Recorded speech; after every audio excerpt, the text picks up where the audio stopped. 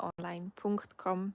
Ich bin Katrin Erni und wir haben jeden Montagabend einen Schweizerdeutsch-Kurs parat für die gerne möchten Schweizerdeutsch lernen. Der Kurs ist immer in Dialogform und wir gehen heute zusammen auf Fribourg. Bist du schon einmal in Fribourg gsi?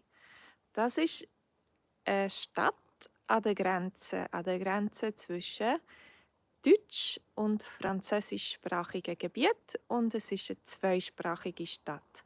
Und dort bin ich aufgewachsen. In der Stadt selber reden wir ein bisschen mehr Französisch, aber auf dem Land, im Sensebezirk, reden wir Deutsch. Und zwar Schweizerdeutsch, ein spezielles Deutsch, Seislerdeutsch. Ja, auf jeden Fall nehmen wir euch mit auf Fribourg und dort hat es eine Person in der Stadt, die zum Stadtbild gehört, ein Strassenputzer, der sehr interessant ist, einer, der immer mit einer Rose geht die Strasse putzen. Er ist eine interessante Person und über ihn wollen wir heute auch reden.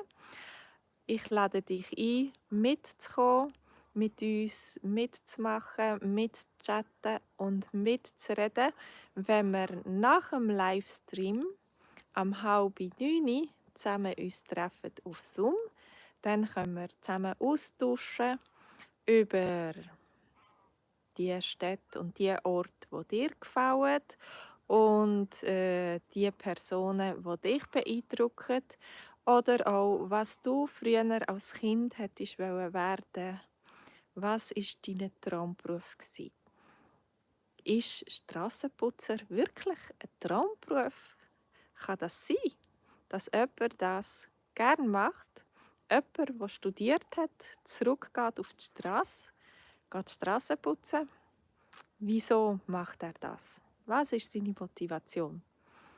Was ist dein Traumberuf? Schaffst du heute in deinem Traumberuf? Oder bist du ganz jemand anders? Also heute am Abend, am 8. Uhr im VIP Schweizerdeutschkurs, kannst du mit uns mitreden, die Geschichte sehen, lesen. Und wenn du dabei möchtest sein, kannst du dich einschreiben und unseren Kurs gratis einen Monat lang testen. Ich würde mich freuen auf dich. Vielleicht ist das eine gute Art, mit anderen zusammen Schweizerdeutsch zu lernen. Was denkst du? Bist du dabei? Ich wünsche dir noch ganz einen schönen Tag. Ich hoffe, du hast auch ein bisschen Sonne und bist nicht unter der Nebeldecke den ganzen Tag. Und alles Gute. Bis zum nächsten Mal. Tschüss.